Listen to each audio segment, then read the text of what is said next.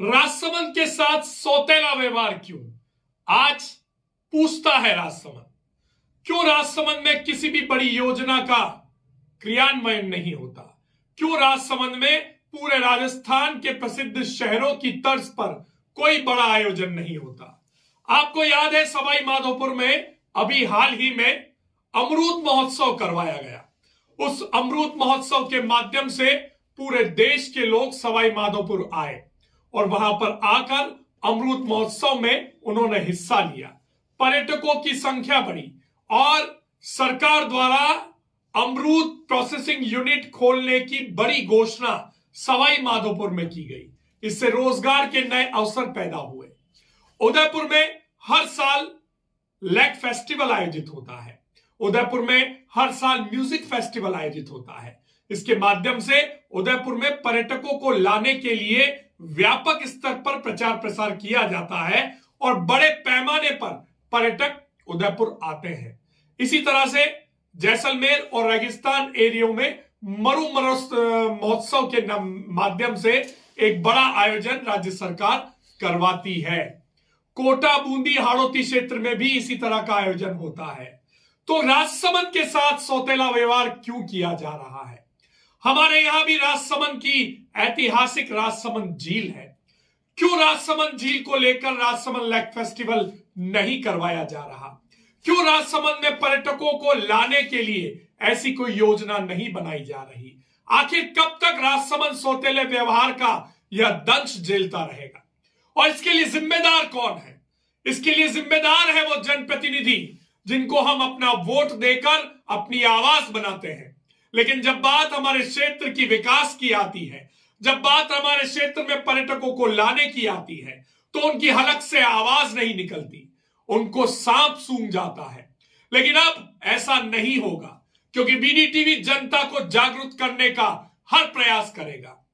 अभी आज ही हमने राजसमंद की शहरों की सड़कों पर पोस्टर लगे हुए देखे, जिसमें राज्य सरकार द्वारा जयपुर में स्टोन मार्ट करवाया जा रहा है। जी हाँ, स्टोन मार्ट, जिसके माध्यम से जितने भी पत्थर राजस्थान में निकलते हैं उनकी एक व्यापक स्तर पर प्रदर्शनी लगाई जाएगी और पूरे देश से लोग उस प्रदर्शनी को देखने के लिए आएंगे, व्यापारी आएंगे। लेकिन फिर वही सवाल, राजसमंद पूरी दुनिया में सबसे ज्यादा मार्बल निकलने वाला क्षेत्र कहलाता है, तो यह स्टोन मार्ट क्यों ना राजसमंद में हो? क्यों इस स्टोन मार्ट को राजसमंद में नहीं लगाया गया? क्यों राजसमंद को इस स्टोन मार्ट से दूर रखा गया? यहां के व्यापारी जयपुर में जाकर अपनी स्टॉल लगाएं। क्यों यहां के व्यापारियों के लिए राजसमंद में ही ऐसी व्यवस्था हो कि वो यहीं पर स्टोन मार्ट के माध्यम से राजसमंद के व्यापार को बढ़ावा दे सके? क्यों राजसमंद में बड़े व्यापारियों की आवक नहीं करवाई जा रही? क्यों राजसमंद में स्टोन मार्ट जैसा इतना बड़ा आयोजन नहीं करवाया गया? फिर वही बात घूम फिर कर जनप्रतिनिधियों की इच्छा शक्ति का अभाव, और उसी इच्छा शक्ति के अभाव के कारण राजसमंद के साथ वर्षों से सौतेला व्यवहार होता आया है। और अगर आज भी आप नहीं बोले तो यह सौतेला व्यवहार आगे भी चलता रहेगा। हम हमारे भविष्य की पीढ़ियों को क्या मुंह दिखाएंगे? हम किस तरह से बताएंगे हमारे भविष्य में आने वाली पीढ़ियों को कि हमारे पास खनिज की इतनी अपार संपदा थी, हमारे पास राजसमंद झील जैसी अनुपम सौगात थी, हमारे पास द्वारिकाधीश मंदिर जैसा एक दर्शनीय स्थल था, हमारे पास जैन तीर्थ दयाशाह जी का किला था, हमारे पास रूठी रानी का महल था, हमारे पास नौ चौकी की विरासत थी।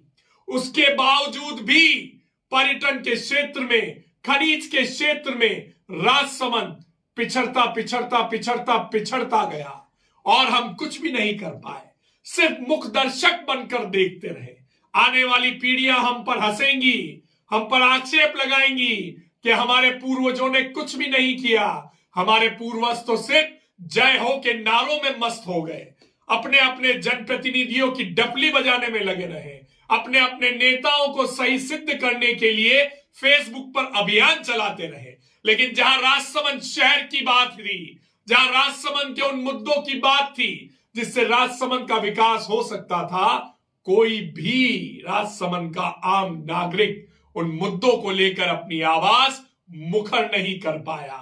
अभी भी समय है, अभी भी जागिए, अपने हक की आवाज को बुलंद कीजिए। राजसमंद में पर्यटकों को कैसे लाया जाए, इस बारे में सोचिए। जनप्रतिनिधियों तक अपनी आवाज को पहुंचाइए।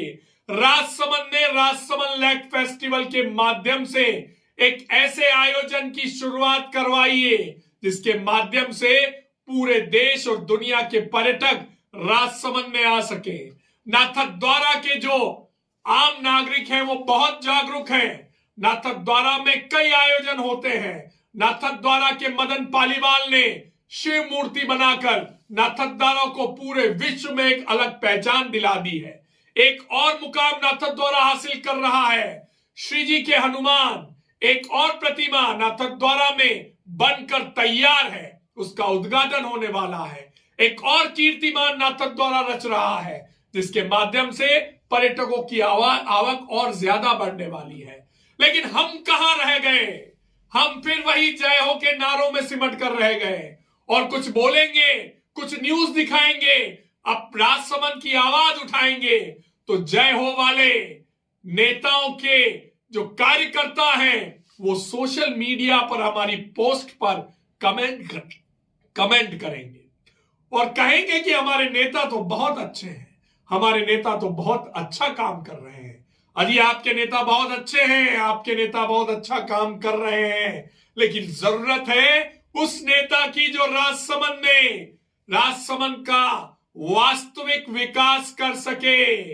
अब जरूरत जय हो के नारों की नहीं है, अब जरूरत है राजसमंद में विकास के उस मॉडल की जो राजसमंद को पर्यटन के क्षेत्र में, राजसमंद को व्यापार के क्षेत्र में, राजसमंद को रोजगार के क्षेत्र में आगे बढ़ा सके और हमारी विरासत को पूरी दुनिया में पहचान दिला सके।